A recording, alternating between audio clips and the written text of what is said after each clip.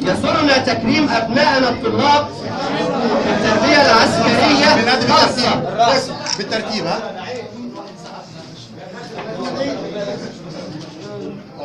الطالب أمجد محمد عبد الفتاح جدار المدرسة، والطالب محمد جمال شلبي مالي مركزه.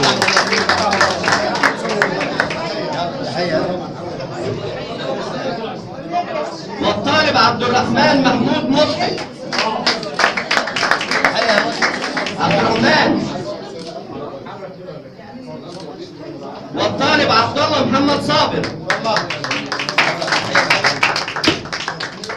بصوا لنا بعد والطالب الشهاده. مروان احمد الشامي. بص هنا بقى. تشجيع يا حضرات. الطالب محمد اشرف ابو يزيد، والطالب محمد يحيى محمد السيد،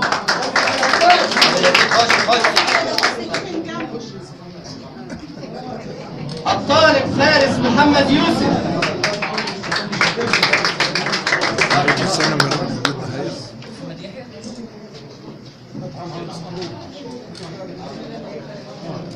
يلا بصوا لنا هنا عشان تصوير. الطالب محمد حسنين، ده لقطها ده في الاول. الطالب احمد ابو الحسن ابو المجد، يلا ابو النجم. الطالب احمد مشهور احمد، يلا يا حماد.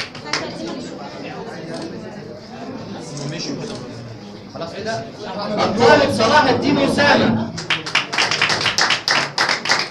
والطالب محمد احمد عبد النعيم.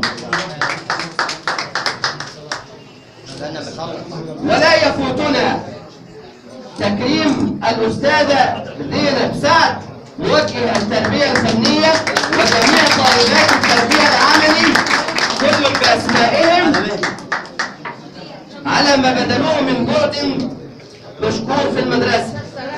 مبروك الرئاسه. الذي اسمه الأستاذة بسنت عبد الشافي، الأستاذة شروق فتحي، والأستاذة نورهان محمد، والأستاذة سهى جمال، والأستاذة هبة الله عيسى، والأستاذة أماني علي، والأستاذة تيسير السيد حامد. شكرا لكم جميعا. ولا يفوتنا أن نشكر جميع من حضروا من إدارة الإسماعيلية شمال ليروا نتاج متابعتهم وثمار عملهم.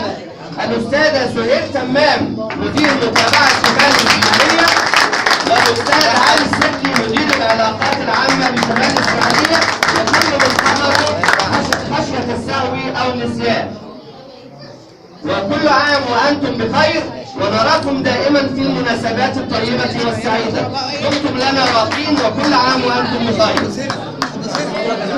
عفوا، نسيت أن أذكر أنه قد تم عمل اتفاقية توأمة بين مدرستي المشير الثانوية العسكرية والسادات الثانوية.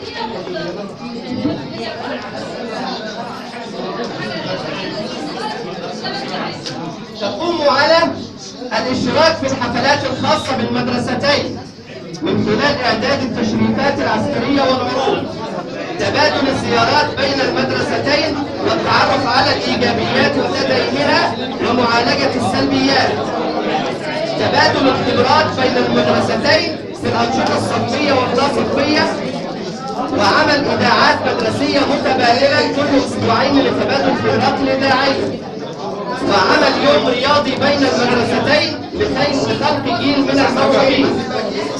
المشاركة المجتمعية من المدرستين مع المجتمع المحلي والمدني، عمل مسابقات بين فصول المدرستين والاهتمام بالموهوبين علميا وفنيا ورياضيا.